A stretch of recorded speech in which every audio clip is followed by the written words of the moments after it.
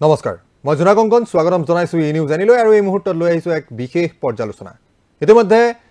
Vote গ্ৰহণ শেষ হ'বলৈ মাত্ৰ হাতত আধা ঘণ্টা বাকি আৰু এই আধা ঘণ্টা বাকি থকাৰ সময়তেই বৰ্তমান সময়ত ইভিএমত 337 গৰাকী প্ৰাৰ্থীৰ যি ৰাজনৈতিক ভৱিষ্যত যি ৰাজনৈতিক ভাগ্য সেই ৰাজনৈতিক ভাগ্য নিৰূপণ হ'ব এই আৰু মাত্ৰ আধা ঘণ্টা বাকি আছে এই নিৰ্বাচনী যি কুচকাৱাজ নিৰ্বাচনী যি আখৰা এই নিৰ্বাচনী যুঁজখনৰ শেষ হ'বলৈ 2021 যি বিধানসভা নিৰ্বাচন এই বিধানসভা নিৰ্বাচনত ইতিমধ্যে 337 গৰাকী প্ৰাৰ্থীয়ে এই তৃতীয় পৰ্যায়ৰ নিৰ্বাচনত প্ৰাৰ্থিত্ব আগবঢ়াইছিল আৰু বৰ্তমান সময়ত 40টা সমষ্টিত এই নিৰ্বাচন চলি আছে নিৰ্বাচনৰ ভোট গ্ৰহণ চলি আছে আৰু এই ভোট গ্ৰহণ চলি থকাৰ মাজতে আমি 9টাকৈ সমষ্টি বিশেষ সমষ্টি কেইটামানৰ এক বিশেষ পৰ্যালোচনা আপোনালোকৰ বাবে আগবঢ়াই দিছো পোনপ্ৰথমতে যাবলৈ বিচাৰিছো ধুবুৰী সমষ্টি শেহতীয়াকৈ 3বাৰকৈ এআইডিএফৰ দখলত থকা এটা সমষ্টি ধুবুৰী সমষ্টিটো আৰু এইবাৰ বিজেপিৰ পৰা প্ৰাৰ্থিত্ব লাভ কৰিছে দেৱময় সন্যালে তাৰ বিপৰীতক্ৰমে নজৰুল হকে এআইডিএফৰ পৰা প্ৰাৰ্থিত্ব লাভ কৰিছে ইয়াৰ পূৰ্বে নজৰুল হকে 60,933টা ভোট লাভ কৰিবলৈ সক্ষম হৈছিল 2016ৰ নিৰ্বাচনত আৰু দেৱময় সন্যাল যিগৰাকীয়ে 2016টো প্ৰাৰ্থিত্ব লাভ কৰিছিল বিজেপিৰ পৰা তেওঁ লাভ কৰিবলৈ সক্ষম হৈছিল 33,648টা ভোট আমি পূৰ্বতেও কৈছো যে শেহতীয়াকৈ 3বাৰকৈ এআইডিএফৰ দখলত থকা এটা সমষ্টি এই সমষ্টিটোত এআইডিএফৰ এক গণভিত্তি আছে সেই গণভিত্তিৰ সুবাদতে তেওঁলোকে বৰ্তমান সময়ত প্ৰাৰ্থী হিচাপে প্ৰক্ষেপ কৰিছে যিগৰাকী পূৰ্বতে এই সমষ্টিত জয়ী হ'বলৈ সক্ষম হৈছিল তেওঁকে প্ৰক্ষেপ কৰিছে আৰু এই মুহূৰ্তত যিটো সমষ্টি যি জনগাঁথনি যি জনবিন্যাস যি ৰূপৰেখা এই ৰূপৰেখাই বৰ্তমান সময়ত অতি স্পষ্টভাৱে দেখুৱাব যে এই সমষ্টিটো আচলতে কাৰ দখলত থাকিব বা এই সমষ্টিটোত কোনে শেষ হাঁহি মাৰিব সেই কথা স্পষ্ট হৈ পৰিব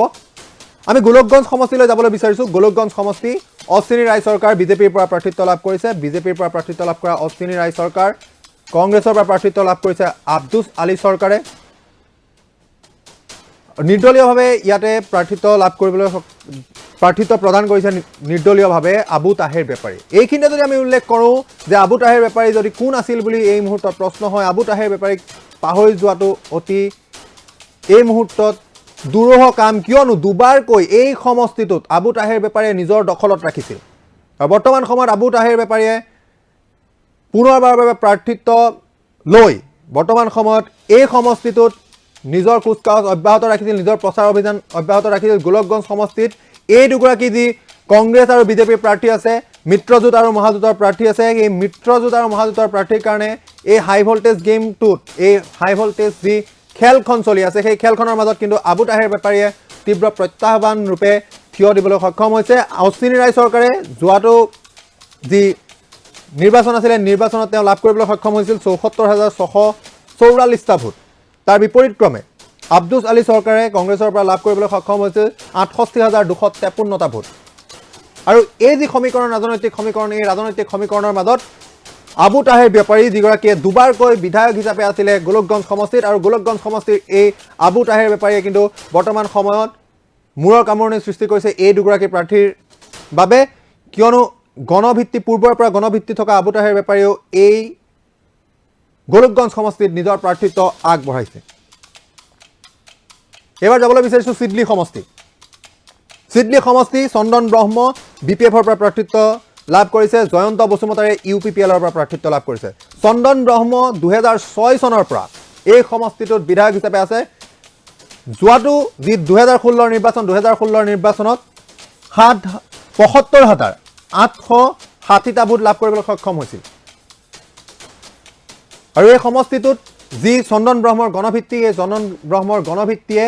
তেওঁ লাভ কৰা ভোটৰ যি পৰিসংখ্যা এই ভোটৰ পৰিসংখ্যাই ইতিমধ্যে স্পষ্ট কৰি দিয়ে চন্দন ব্ৰহ্ম এই সমষ্টিটোৰ বাবে কিমান হেভি ৱেট প্ৰাৰ্থী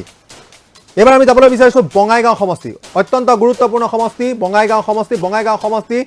ফণীভূষণ চৌধুৰী এডিবিৰ পৰা প্ৰাৰ্থিত্ব লাভ কৰা ফণীভূষণ চৌধুৰী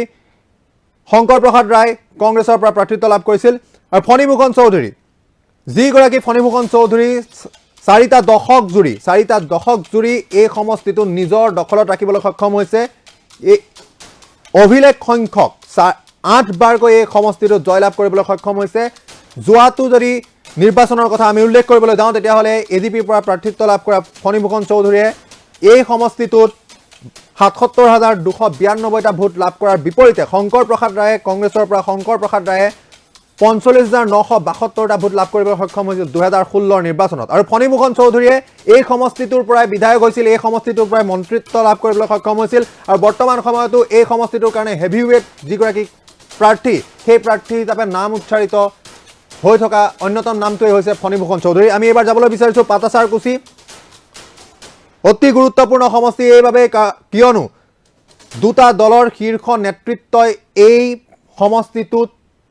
প্ৰাৰ্থিত্ব লাভ কৰিবলৈ সক্ষম হৈছে। ৰঞ্জিত কুমাৰ দাস বিজেপিৰ ৰাজ্যিক সভাপতি, পবিন্দ্ৰ ডেকা অসম জাতীয় পৰিষদৰ যিগৰাকী শীৰ্ষ নেতা কাৰ্যকৰী সভাপতি পবিন্দ্ৰ ডেকা, এই দুগৰাকী প্ৰাৰ্থীয়ে পাটাচাৰকুছি সমষ্টিটোত প্ৰাৰ্থিত্ব লাভ কৰিবলৈ সক্ষম হৈছে। আৰু ৰঞ্জিত দাসে নিজৰ যিটো সমষ্টি আছিল সেই সমষ্টি এৰি পাটাচাৰকুছিত নিজৰ দখললৈ আনিবলৈ চেষ্টা কৰা দেখিবলৈ পোৱা গৈছে। আৰু এই সমষ্টিটোত পবিন্দ্ৰ ডেকা যিগৰাকী বৰ্তমান সময়ত এজেপিৰ পৰা প্ৰাৰ্থিত্ব লাভ কৰিছে, তেওঁ যিটো পূৰ্বৰ দলত আছিলে, পূৰ্বৰ দলত থকাৰ সময়ত তেওঁ বিধায়ক হিচাপে থাকোঁতে ২০১৬ নিৰ্বাচনত ৬৪,৫৫৮টা ভোট লাভ কৰিবলৈ সক্ষম হৈছিল। তেওঁ 3বাৰকৈ এই সমষ্টিটোৰ পৰা বিধায়ক হিচাপে আছিল। বৰ্তমান সময়ত বিজেপিৰ ৰাজ্যিক সভাপতিগৰাকীৰ আগমনৰ পিছতেই পবিন্দ্ৰ ডেকাৰ যি ভেটি, সেই ভেটিত কিছু পৰিমাণে অংকুশ লগাবলৈ সক্ষম হৈছে ৰঞ্জিত কুমাৰ দাসে। আৰু ৰঞ্জিত কুমাৰ দাসে এই মুহূৰ্তত যি ধৰণে প্ৰচাৰ কাৰ্যসূচী পাটাচাৰকুছিত চলাইছিলে, পাটাচাৰকুছিত চলোৱা সেই প্ৰচাৰ কাৰ্যসূচীয়ে পবিন্দ্ৰ ডেকাৰ বাবে হয়তো এই মুহূৰ্তত বাধাৰ প্ৰাচীৰ হৈ থিয় দিব চতুৰ্থবাৰলৈ বিধায়ক হিচাপে নিৰ্বাচিত হ'বলৈ। আমি এবাৰ যাবলৈ বিচাৰিছোঁ সৰুক্ষেত্ৰী সমষ্টিত কংগ্ৰেছৰ পৰা প্ৰাৰ্থিত্ব লাভ কৰিছে জাকিৰ হুছেইন সিকদাৰ, AIDFৰ পৰা প্ৰাৰ্থিত্ব লাভ কৰিছে মীনাক্ষী ৰহমান, আৰু এজিপিৰ পৰা প্ৰাৰ্থিত্ব লাভ কৰিছে কল্পনা পাটোৱাৰীয়ে। এই মুহূৰ্তত লক্ষণীয় বিষয়টো এয়ে যে যি বন্ধুত্বপূৰ্ণ যি নিৰ্বাচনৰ কথা কোৱা হৈছিলে, বন্ধুত্বপূৰ্ণ নিৰ্বাচন মিত্ৰতাৰ কথা কোৱা হৈছিলে, সেই মিত্ৰতাৰ প্ৰসংগত যদি আমি চাবলৈ যাওঁ তেতিয়াহ'লে কংগ্ৰেছ আৰু AIDFৰ যি মিত্ৰতা, সেই মিত্ৰতাৰ বিপৰীত ছবি এখন সৰুক্ষেত্ৰী সমষ্টিটোত দেখিবলৈ পোৱা যায়। কিয়নো সৰুক্ষেত্ৰী সমষ্টিটোত কংগ্ৰেছ আৰু AIDFে দুয়োটা দলে প্ৰাৰ্থিত্ব আগবাঢ়িছে। কিন্তু জাকিৰ হুছেইন সিকদাৰে মন্তব্যত তেওঁ যেতিয়া নিজৰ সমষ্টিলৈ গৈছিল, এটা সময়ত তেওঁ মন্তব্যত প্ৰকাশ কৰিছিলে যে সৰুক্ষেত্ৰী সমষ্টিত কেৱল কংগ্ৰেছেই থাকিব। তেওঁ এই হুংকাৰ প্ৰদান কৰিছিল। তাৰ পিছতো কিন্তু AIDFে তাত প্ৰাৰ্থিত্ব প্ৰদান কৰিছিল। আৰু এই যি ৰাজনৈতিক সমীকৰণ, এই ৰাজনৈতিক সমীকৰণৰ মাজত সোমাই পৰিছে এজিপিৰ যিগৰাকী প্ৰাৰ্থী, নতুনকৈ এজিপিত তেওঁ জইন কৰিছিলে, অংশগ্ৰহণ কৰিছিলে কল্পনা পাটোৱাৰীক যিসকলে জানে, কল্পনা পাটোৱাৰীক গায়িকা হিচাপে জনাজাত এগৰাকী শিল্পী কল্পনা পাটোৱাৰী বৰ্তমান সময়ত ৰাজনীতিত প্ৰৱেশ কৰাৰ পিছতে এজিপিৰ পৰা প্ৰাৰ্থিত্ব লাভ কৰিবলৈ সক্ষম হৈছে। এই তিনিকোণীয়া যুঁজখনত কোনে সেই হাঁহি মাৰিব সেই কথা স্পষ্ট হৈ পৰিব। কিন্তু তাৰ আগতে আমি জনাবলৈ বিচাৰিছোঁ পৰিসংখ্যা, সেই পৰিসংখ্যা এটা আপোনালোকক জনাবলৈ বিচাৰিছোঁ যে কংগ্ৰেছৰ পৰা যেতিয়া জাকিৰ হুছেইন সিকদাৰে ২০১৬ নিৰ্বাচনত অৱতীৰ্ণ হৈছিল, ২০১৬ নিৰ্বাচনত জাকিৰ হুছেইন সিকদাৰে লাভ কৰিবলৈ সক্ষম হৈছিল ৭০,০০০ৰো অধিক ভোট। এবাৰ যাবলৈ বিচাৰিছোঁ ধৰ্মপুৰ সমষ্টি, অন্যতম গুৰুত্বপূৰ্ণ সমষ্টি, অন্যতম হেভিৱেট সমষ্টি, হাই ভল্টেজ এখন যুঁজৰ আশা কৰিব পাৰি এইখন সমষ্টিত। কিয়নো এই সমষ্টিত যি কেইগৰাকী প্ৰাৰ্থীয়ে প্ৰাৰ্থিত্ব লাভ কৰিছে, চন্দ্ৰমোহন পাটোৱাৰী বিজেপিৰ পৰা, ডক্টৰ শিখৰ কুমাৰ শৰ্মা এজেপিৰ পৰা, ৰাতুল পাটোৱাৰী কংগ্ৰেছৰ পৰা। এই মুহূৰ্তত যদি আমি চাবলৈ যাওঁ এই তিনিকোণীয়া যুঁজত বৰ্তমান সময়লৈকে চন্দ্ৰমোহন পাটোৱাৰীয়ে যি প্ৰভাৱ বিস্তাৰ কৰিছে, বিজেপিৰ পৰা তেওঁ প্ৰাৰ্থিত্ব লাভ কৰিবলৈ সক্ষম হৈছে। কিন্তু পৰিসংখ্যাৰ হিচাপত যদি চাওঁ, পৰিসংখ্যা যদি আমি চাবলৈ যাওঁ তেতিয়াহ'লে ৮৫ চনৰ পৰা এই সমষ্টিটোত নিজক খোপনি পুতি ৰাখিবলৈ সক্ষম হৈছিল চন্দ্ৰমোহন পাটোৱাৰীয়ে। 5বাৰকৈ বিধায়ক হিচাপে তেওঁ নিৰ্বাচিত হৈছিল এই সমষ্টিটোৰ পৰা। যোৱাটো ২০১৬ যি নিৰ্বাচন আছিল, ২০১৬ নিৰ্বাচনত ৭০,০০০ৰো অধিক ভোট লাভ কৰিবলৈ সক্ষম হৈছিল চন্দ্ৰমোহন পাটোৱাৰীয়ে। চন্দ্ৰমোহন পাটোৱাৰীৰ যি বিজয় যাত্ৰা চলি আছিলে, চন্দ্ৰমোহন পাটোৱাৰীৰ যি খোপনি, সেই খোপনিত ডক্টৰ শিখৰ কুমাৰ শৰ্মা যিগৰাকী গুৱাহাটী বিশ্ববিদ্যালয়ৰ অধ্যাপক আছিল, তেওঁ অসম জাতীয় পৰিষদত যোগদান কৰিছিল। আৰু যোগদান কৰাৰ পিছতে ডক্টৰ শিখৰ কুমাৰ শৰ্মাই নিজৰ সমষ্টিত বিভিন্ন ধৰণে প্ৰচাৰ কাৰ্যসূচী চলাই গৈছিল আৰু তাৰ পিছতে চন্দ্ৰমোহন পাটোৱাৰী কিছু ক্ষেত্ৰত মন্ত্ৰী চন্দ্ৰমোহন পাটোৱাৰীৰ বাবে কিছু পৰিমাণে বাধাৰ প্ৰাচীৰ হৈ থিয় দিছে ডক্টৰ শিখৰ কুমাৰ শৰ্মা। তাৰ বিপৰীতক্ৰমে কংগ্ৰেছৰ যিগৰাকী প্ৰাৰ্থী আছে ৰাতুল পাটোৱাৰী, এই তিনিজন প্ৰাৰ্থীৰ মাজত তিনিকুণীয়া যি মূল যুঁজখন এই তিনিজন প্ৰাৰ্থীৰ মাজতেই হ'ব বুলি বৰ্তমান সময়ত নিশ্চিত হৈ পৰিছে। আমি এবাৰ যাবলৈ বিচাৰিছোঁ পলাশবাৰী সমষ্টিলৈ। পলাশবাৰী সমষ্টিত এই সমষ্টিটো ইতিপূৰ্বে বিজেপিৰ দখলত আছিলে এই সমষ্টিটো, কিন্তু ইয়াৰ পূৰ্বৰ যদি পৰিসংখ্যা আমি চাবলৈ যাওঁ তেতিয়াহ'লে যতীন মালী যিগৰাকী কংগ্ৰেছে প্ৰাৰ্থিত্ব প্ৰদান কৰিছে পলাশবাৰী সমষ্টিত, যতীন মালীয়ে 85 চনৰ পৰা 4 বাৰকৈ এই সমষ্টিটোত বিধায়ক হিচাপে আছিল আৰু হেমাংগ ঠাকুৰীয়া বিজেপিৰ পৰা প্ৰাৰ্থিত্ব লাভ কৰিবলৈ সক্ষম হৈছে। আমি পূৰ্বতেও জনাইছোঁ যে এই সমষ্টিটো বিজেপিৰ দখলত আছিলে। বিজেপিৰ দখলত থকা সমষ্টিটোৰ কেনেকৈ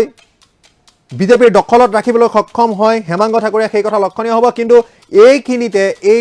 বিজয় যাত্ৰাত কিন্তু বাধাৰ প্ৰাচীৰ হৈ থিয় দিয়া দেখিবলৈ পোৱা গৈছে কংগ্ৰেছৰ যিগৰাকী প্ৰাৰ্থী যতীন মালী। ইতিপূৰ্বে 85 চনৰ পৰা 4 বাৰকৈ বিধায়ক হিচাপে এই সমষ্টিটোৰ পৰা নিৰ্বাচিত হোৱা যতীন মালীয়ে এই হাই ভল্টেজ যিখন যুঁজ, এই যুঁজখনৰ বাবে তেওঁ যথেষ্ট পৰিমাণে প্ৰচাৰ কাৰ্যসূচী চলাইছিল আৰু তাৰ পিছতেই বৰ্তমান সময়ত এই পলাশবাৰী সমষ্টিটো অতি আকৰ্ষণীয় যুঁজ এখনৰ আশা কৰা হৈছে। এবাৰ যাবলৈ বিচাৰিছোঁ আটাইতকৈ হাই ভল্টেজ এটা সমষ্টি, যিটো সমষ্টি সকলোৰে চকু দৃষ্টি নিবদ্ধ হৈ আছে, সেই সমষ্টিটো জালুকবাৰী সমষ্টি। জালুকবাৰী সমষ্টি বিজেপিৰ পৰা প্ৰাৰ্থিত্ব লাভ কৰা মন্ত্ৰী ডক্টৰ হিমন্ত বিশ্ব শৰ্মা, কংগ্ৰেছৰ পৰা প্ৰাৰ্থিত্ব লাভ কৰিছিল ৰমেন বৰঠাকুৰ। ৰমেন বৰঠাকুৰে কংগ্ৰেছৰ পৰা প্ৰাৰ্থিত্ব লাভ কৰাৰ পিছতেই মন্তব্য প্ৰকাশ কৰিছিল হিমন্ত বিশ্ব শৰ্মাৰ বিপক্ষে, বিভিন্ন ধৰণৰ মন্তব্য প্ৰকাশ কৰিছিল। কিন্তু হিমন্ত বিশ্ব শৰ্মাৰ যদি পৰিসংখ্যা আমি চাবলৈ যাওঁ তেতিয়াহ'লে 2001 চনৰ পৰা এই সমষ্টিটোত খোপনি পুতি থাকিবলৈ সক্ষম হৈছিল হিমন্ত বিশ্ব শৰ্মা। 2001 চনৰ পৰা এই সমষ্টিটোত নিজৰ খোপনি পুতি আছে। ইয়াৰ পূৰ্বে হিমন্ত বিশ্ব শৰ্মাৰ পূৰ্বে এই সমষ্টিটো ভৃগু ফুকনৰ দখলত আছিল, যদিও ভৃগু ফুকনৰ পৰা হিমন্ত বিশ্ব শৰ্মাই নিজৰ দখললৈ আনিবলৈ সক্ষম হৈছিল। হিমন্ত বিশ্ব শৰ্মাই অভিলেখ সংখ্যক ভোট লাভ কৰিবলৈ সক্ষম হৈছিল এই সমষ্টিটোত। আমি যদি পূৰ্বৰ পৰিসংখ্যা চাবলৈ যাওঁ তেতিয়াহ'লে 1,18,390টা ভোট লাভ কৰিছিল 2016 নিৰ্বাচনত। নিঃসন্দেহে এই সমষ্টিটোৰ বাবে এই হাই প্ৰফাইল যুঁজখনত হিমন্ত বিশ্ব শৰ্মাই যদিও নিজৰ সমষ্টিত প্ৰচাৰ অভিযানৰ বাবে মাত্ৰ এটা দিন লাভ কৰিবলৈ সক্ষম হৈছিল, কিন্তু এই এটা দিনত কিন্তু হিমন্ত বিশ্ব শৰ্মাই যি জনসমুদ্ৰৰ সৃষ্টি কৰিছিল, সেই জনসমুদ্ৰই কংগ্ৰেছৰ প্ৰাৰ্থীগৰাকীৰ বাবে বাধাৰ প্ৰাচীৰ হৈ পৰাটো আৰু কংগ্ৰেছৰ প্ৰাৰ্থীগৰাকীৰ বাবে চিন্তাৰ কাৰণ হৈ পৰাটো অতি স্পষ্ট কথা। আৰু বৰ্তমান সময়ত হিমন্ত বিশ্ব শৰ্মাই যিদৰে প্ৰচাৰ কাৰ্যসূচী চলাইছিলে অন্য সমষ্টিসমূহত, সেই অন্য সমষ্টিৰ তুলনাত নিজৰ সমষ্টিটোত দেখিবলৈ পোৱা গৈছিল বিজেপিৰ সমৰ্থকসকলে হিমন্ত বিশ্ব শৰ্মা অবিহনেও পদযাত্ৰা তেওঁলোকে কৰিছিল আৰু সেই পদযাত্ৰাই তেওঁ যি গণভিত্তি, সেই গণভিত্তিৰ কথা এক প্ৰকাৰে সূচাইছিল। আৰু বৰ্তমান সময়ত আটাইতকৈ হেভিৱেট কেণ্ডিডেট হিচাপে বিবেচিত হৈছে, আটাইতকৈ হেভিৱেট প্ৰাৰ্থী হিচাপে বিবেচিত হৈছে ডক্টৰ হিমন্ত বিশ্ব শৰ্মা জালুকবাৰী সমষ্টিৰ পৰা।